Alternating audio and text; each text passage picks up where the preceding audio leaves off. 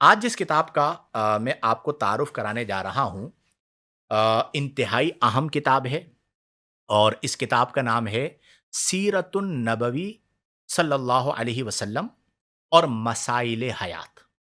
Writer اس کے مصنف حضرت پروفیسر ڈاکٹر محمد حبیب اللہ چشتی صاحب حفظہ اللہ ہیں۔ ضیاء القرآن پبلیکیشنز اردو بازار لاہور نے اسے چھاپا ہے۔ اب یہ کتاب کا انتخاب میں نے ایک تو اس لیے کیا کہ ماہ ربیع الاول ہے، اور دوسرا اس لیے کیا کہ سیرت نبوی اور مسائل حیات، آپ جانتے ہیں کہ زندگی اور مسائل لازم و ملزوم ہیں۔ انسان کی حیثیت مختلف ہونے کے اعتبار سے مسائل کی نوعیت بھی مختلف ہوتی رہتی ہے۔ یہ ممکن ہی نہیں ہے کہ انسان ہو اور مسائل نہ ہو۔ آپ مجھے کوئی ایسا بندہ ملا دیجئے جو انسان ہو اور وہ کہے کہ میرے ساتھ کوئی مسئلہ نہیں ہے۔ ہر بندے کے ساتھ مسائل ہوتے ہیں۔ نبی کریم رؤوف الرحیم علیہ افضل الصلاۃ والتسلیم کو اللہ تبارک و تعالی نے کامل اور ابدی رہنمائی کے ساتھ مبعوث فرمایا، اور آپ صلی اللہ علیہ وسلم کی حیات مبارکہ کو قیامت تک کے لیے پوری انسانیت کے لیے اسوہ حسنہ قرار دیا۔ قرآن آیہ مبارکہ کہ لقد کان لکم فی رسول اللہ اسوۃ حسنۃ، یعنی رسول اللہ صلی اللہ علیہ وسلم کی حیات مبارکہ پوری انسانیت کے لیے ایک حسین اور دلکش نمونہ ہے۔ اسے آپ یوں سمجھیے کہ جس طرح کسی بھی چیز کے حسن کو سمجھنے کے لیے ایک صلاحیت درکار ہوتی ہے، مثلا خوبصورت پھولوں کو اگر کوئی دیکھتا ہے تو جو خوبصورت پھول ہیں وہ اسی کو نظر آئیں گے جو بینا ہوگا۔ جو چشم بینا سے محروم ہو اس حسن کو وہ نہیں دیکھ پائے گا۔ ایسے ہی آقا کریم علیہ افضل الصلاۃ والتسلیم کی حیات مبارکہ حسین، دلکش اور دلربا تو ہے، لیکن یہ حسن نظر اسی کو آئے گا جو مسائل حیات کو سنجیدگی سے لینے کا ملکہ رکھتا ہوگا، اور جس کی بنیاد ایمان باللہ اور فکر آخرت پر ہوگی۔ جو بندہ مسائل حیات کے حل میں سنجیدہ ہوگا اس کے لیے حضور اکرم صلی اللہ علیہ وسلم کی حیات مبارکہ میں ہر مسئلے کا حل موجود ہے، اور اسے وہ حل مل بھی جائے گا، اور وہ حل اتنا حسین اور دلکش ہوگا کہ ہر سلیم الفطرت انسان اس کی طرف اس طرح لپکے گا جیسے بچہ اپنی ماں کی طرف لپکتا، یعنی وہ اتنا حسین حل ہوگا کہ بندہ کہے گا کہ میں اسے اپنا لوں گا۔ اور آج جس کتاب کا میں آپ کے سامنے تعارف پیش کر رہا ہوں، سیرت نبوی صلی اللہ علیہ وسلم اور مسائل حیات، یہ انسانی زندگی کے لیے عمومی و خصوصی مسائل کو سیرت نبوی کی روشنی میں حل کرنے کے حوالے سے ایک بہترین رہنما ثابت ہوگی۔ تو آپ سے گزارش یہ ہے کہ اس کتاب کا مطالعہ کریں اور اپنے مسائل حیات کو، آپ میں سے ہر بندہ یہ کہے گا میری زندگی میں یہ مسئلہ وہ مسئلہ، تو آپ یہ کتاب پڑھ لیجئے، سیرت نبوی کی روشنی میں آپ کے مسائل کا حل ہو جائے گا۔ اب میں اس کتاب کی اہمیت کے حوالے سے چند باتیں آپ کے گوش گزار کرتا ہوں۔ مختصر کتاب ہے، تقریباً 512 صفحات پر مشتمل یہ کتاب ہے، 2 حصے ہیں، اور تقریباً 16 ابواب میں باب بندی کی جاتی ہے کتاب میں، 16 ابواب میں اس کتاب کو تقسیم کیا گیا ہے۔ اس کا جو باب اول ہے وہ مقدمے کے طور پر ہے، اس میں آپ یوں سمجھیے کہ مسائل حیات، اسی طرح سیرت نبوی صلی اللہ علیہ وسلم سے اس کا حل، پھر اسی طرح سیرت آقا کریم صلی اللہ علیہ وسلم کا ایک عمومی جائزہ لیا گیا ہے۔ اسی طرح اس کتاب میں لوگوں کی جو باتیں ہوتی ہیں، لوگوں کی بدگمانیاں ہوتی ہیں، دھوکہ دہی کے معاملات ہوتے ہیں، پھر کس طرح لوگوں سے بے نیازی کا رویہ رکھنا چاہیے، اس حوالے سے جو آقا کریم صلی اللہ علیہ وسلم کی سیرت تھی اس روشنی میں ان تمام چیزوں کو بیان کیا گیا ہے۔ ایک اور چیز جو اس کتاب میں بڑی اہم ہے، دوستی۔ وہ کہا جاتا ہے کہ اب تو خلوص بھی ہے کسی مصلحت کا نام، اب تو خلوص بھی ہے کسی مصلحت کا نام، بے لوث دوستی کے زمانے گزر گئے۔ تو دوستی کی بنیاد کیا ہونی چاہیے؟ لوگوں کی بے وفائی اور ان معاملات میں نبی کریم صلی اللہ علیہ وسلم کی جانب سے کیا رہنمائی فراہم کی گئی ہے اسے بیان کیا گیا ہے۔ پھر اسی طرح تقوی اور اعتدال کو دوستی کی بنیاد قرار دیا گیا۔ قرآن میں ہے نا کہ الاخلاء یومئذ بعضهم لبعض عدو الا المتقین، کہ قیامت کے دن دوست آپس میں ایک دوسرے کے دشمن ہوں گے الا المتقین، سوائے تقوی والوں کے، یعنی دوستی کی جو بنیاد ہے وہ تقوی پر رکھی جائے۔ اسی طرح خوش فہمیوں اور تجارتی بنیادوں پر جو دوستی کی جاتی ہے، ان دوستی یعنی اس طرح کی دوستیوں کی حوصلہ شکنی کی گئی ہے۔ ہمارے یہاں دوست بنایا جاتا ہے، یہ میرا بہت پکا دوست ہے، کیوں؟ یہ بڑا بزنس مین ہے، یہ میرا بہت پکا دوست ہے، کیوں؟ ہم اپنی خوش فہمی میں اسے سمجھ رہے ہوتے ہیں کہ یہ پکا دوست ہے، حالانکہ وہ منافقت کر رہا ہوتا ہے۔ تو آپ کو سیرت نبوی کی روشنی میں یہ سیکھنے کو ملے گا کہ آقا کریم صلی اللہ علیہ وسلم نے دوستی کی بنیاد جس چیز کو قرار دیا ہے وہ تقوی ہے۔ اور آپ دیکھیں آقا کریم صلی اللہ علیہ وسلم کے جو دوست تھے صحابہ کرام رضی اللہ عنہم، دنیا میں انقلاب آیا، خلوص تھا۔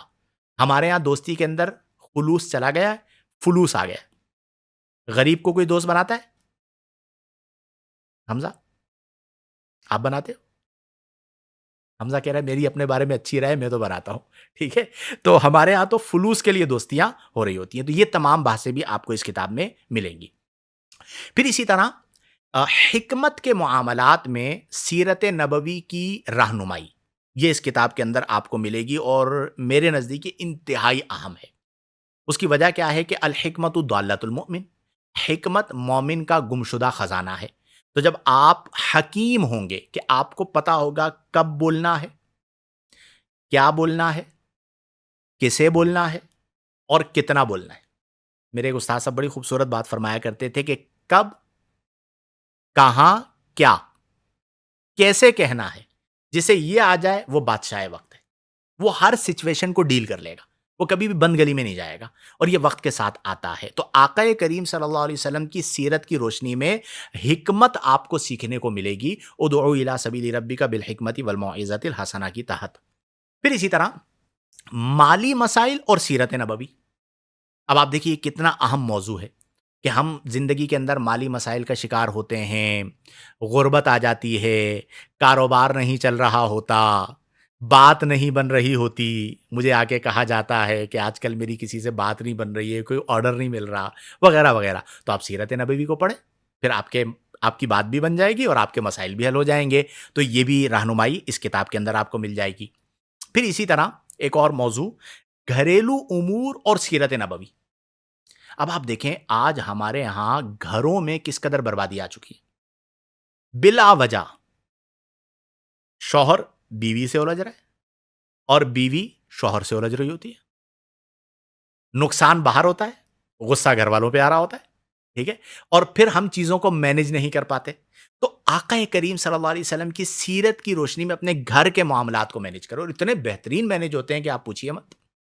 پڑھیے تو صحیح آپ، آقا کریم صلی اللہ علیہ وسلم نے فرمایا کہ خیرکم خیرکم لأہلہ وَأَنَا خیرکم لأہلی، تم لوگوں میں سب سے بہترین وہ ہے جو اپنے گھر والوں کے لیے سب سے بہترین ہے، اور میں محمد صلی اللہ علیہ وسلم اپنے گھر والوں کے لیے سب سے بہترین ہوں۔ تو آپ کو مسائل حیات میں جو گھریلو مسائل ہیں وہ بھی سیرت کی روشنی میں حل ہو جائیں گے۔ اس کے بعد اس کا ایک اور عنوان، یعنی جس پر تفصیلی بحث کی گئی ہے، وہ ہے اولاد کے بارے میں سیرت النبی صلی اللہ علیہ وسلم میں کے جو خوبصورت پہلو ہیں وہ بیان کیے گئے۔ اب آج کے دور میں آپ جانتے ہیں کہ ماں باپ کتنے پریشان ہیں، گھر کا ماحول اچھا بنا بھی لیتے ہیں تو باہر بچے جا کے خراب ہو جاتے ہیں، ان کی گیدرنگ اچھی نہیں، کمپنی اچھی نہیں، دوست اچھے نہیں، اسکول میں جا کے بچے خراب ہو جاتے ہیں۔ تو اولاد کے حقوق کیا ہیں، اولاد کی تربیت کس طرح کرنی ہے، اولاد کو مؤدب کس طرح رکھنا ہے، اولاد کا خیال کس طرح رکھنا ہے، اولاد کے ساتھ حسن سلوک کیا ہے، یہ تمام چیزیں بھی آپ کو اس کتاب میں پڑھنے کو ملیں گی۔ پھر اس کے بعد جو مبلغین ہیں، میرا طبقہ، ٹھیک ہے، علماء ہیں، داعیان حق ہیں، ان کے مسائل کے حوالے سے بھی اس کتاب کے اندر بہترین رہنمائی ملے گی۔ مثلا مبلغ کی خصوصیات دعوت کیا ہونی چاہیے، یعنی کن خصوصیات کا وہ حامل ہونا چاہیے۔ پھر اسی طرح ارشاد کی بنیاد کن اصولوں پر ہونی چاہیے اور کن چیزوں پر سمجھوتا نہیں کرنا چاہیے۔ مداہنت سے انکار کر دینا چاہیے کہ مفاد کے لیے دین میں مداہنت نہیں ہونی چاہیے، دھمکیوں سے بے نیاز ہونا چاہیے، مبلغ جو ہے وہ قوت ارادہ کا پختہ آدمی ہونا چاہیے، اخلاق اس کا اچھا ہونا چاہیے. ان تمام چیزوں کو بھی اس کتاب کے اندر بیان کیا گیا ہے کہ ایک مبلغ کی کیا صفات ہیں. تو جو علماء ہیں، خطباء ہیں، مبلغین ہیں، وہ اس کتاب کو پڑھیں. آج کل کے دور میں یہ بڑی امپورٹنٹ ہے. اور اس میں جو سب سے بہترین چیز ہے بے نیازی، کہ ایک مبلغ، ایک عالم کے اندر لالچ نہیں ہونی چاہیے، ورنہ وہ احقاق حق نہیں کر سکتا. یا ایک عالم اور ایک مبلغ کے اندر مداہنت نہیں ہونی چاہیے کہ وہ چاپلوسی کرے، حاجی صاحب، فلاں صاحب، اپنے مفادات کے لیے کہ میں فلاں اسٹیج پہ پہنچ جاؤں یا فلاں مجھے اتنا چندہ دے دے. میں اس چیز کے بڑا خلاف ہوں. میں نہیں جاتا. اور میری زندگی کے اندر کوئی ایک سیٹھ بھی نہیں ہے. جو میرے قریبی لوگ ہیں وہ سب جانتے ہیں. میری زندگی میں کوئی ایک بھی طاقتور ایسا پیر نہیں ہے کہ جو مجھے ڈکٹیٹ کرے. عقیدت میں رکھتا ہوں سب سے، لیکن یہ نہیں ہے کہ جی آپ کہیں کہ میری پالیسی یہ ہے اس کے مطابق چلو. نو، میرے لیے قال اللہ قال الرسول، اور آج ضرورت بھی اسی امر کی ہے، ورنہ مداہنت بیڑا غرق کروا دیتی ہے. تو اس حوالے سے بھی آپ کو رہنمائی ملے گی. اسی طرح تجارت، یہ ایک امپورٹنٹ چیز ہے. تو نبی کریم صلی اللہ علیہ وسلم کی سیرت کی روشنی میں تجارت کے اصول بیان کیے گئے. چونکہ نبی کریم صلی اللہ علیہ وسلم ایک بہترین تاجر، کامیاب تاجر، اور تجارت کرنی چاہیے. میں تو آج کل کے دور میں اپنے علماء کو کہتا ہوں کہ اپنا ذریعہ معاش مذہب سے الگ کر لیں. ورنہ جن لوگوں کا ذریعہ معاش مذہب ہوتا ہے تو وہ کئی جگہوں پر مجبور ہوتے ہیں. وہ احقاق حق اس لیے نہیں کرتے. مسجدوں میں اگر امام ہوتے ہیں تو کمیٹی والے ہمیں نکال دیں گے.